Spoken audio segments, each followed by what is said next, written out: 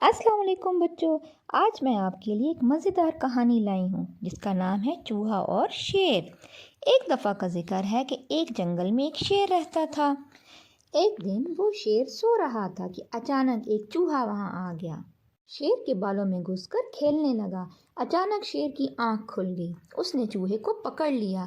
چوہا منت کرنے لگا، مجھے چھوڑ دو، میں آئندہ ایسا نہیں کروں گا۔ شیر کو اس پر رحم آ گیا۔ اس نے چوہے کو چھوڑ دیا۔ چوہا جاتے جاتے شیر سے کہنے لگا، میں اس احسان کا بدلہ ضرور دوں گا۔ شیر ہنس پڑا۔ ایک دن کچھ شکاری جنگل میں آ گئے۔ انہوں نے جال ڈال کر شیر کو پکڑ لیا۔ وہاں اچانک وہی چوہا بھی آ گیا۔ اس نے اپنے دانتوں سے جال کاٹ کر شیر کو آزاد کر دیا۔ شیر نے چوہے کا شکریہ ادا کیا۔